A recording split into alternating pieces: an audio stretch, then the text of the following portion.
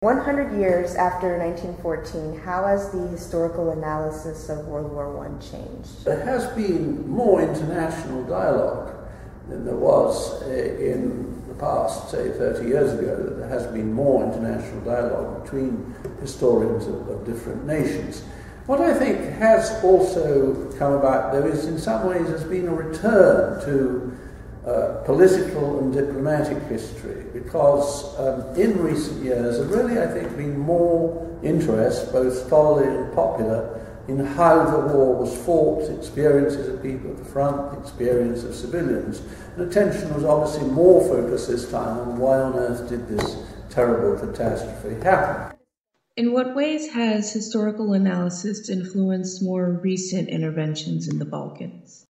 If you look at the way the Americans and NATO approached the Balkan wars produced by the breakdown of Yugoslavia in the 1990s, you will hear historical echoes. And certainly people like Richard Holbrooke, for instance, tried to persuade American policymakers and Congress and public opinion that anything that happened in the Balkans was always likely to be dangerous, to set off a chain reaction of conflagrations.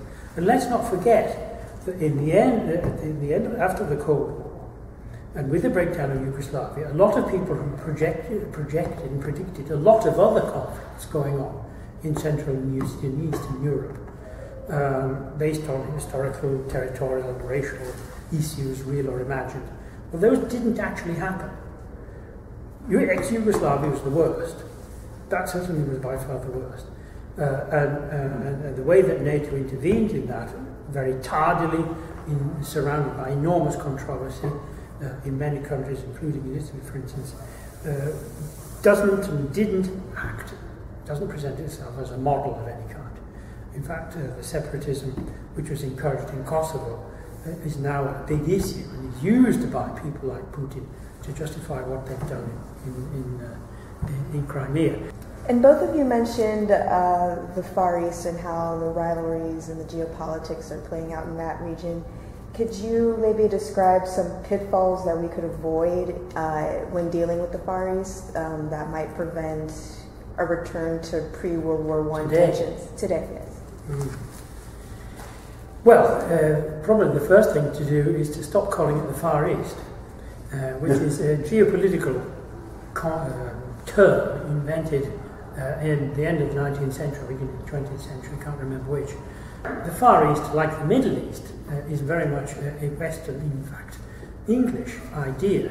The second thing I would say is that, right here in the Bologna Centre, something 15, 20 years ago, we had a group of senior military gentlemen from Taiwan, and they predicted a whole series of conflicts were going to break out in Southeast Asia, essentially on historical and territorial grounds. Well, none of these conflicts have taken place. So there must be forces at work in Southeast Asia which have a counterbalancing effect. I think we should remember also that these Asian problems involve very crucially also South Asia. I mean, there is clearly some kind of potential conflict between India, which is also very much a rising power, and China. What is influence India? In India, nationalism is also on the rise. There is in the background of this also the relationship between India and Pakistan, which has traditionally been an ally of China in some, at least informal sense, against India. I think the other question is, of course, that the US does have a very clear alliance with Japan. It is obligated to protect Japan, and here one has a difficulty if there is a Japanese nationalist revival.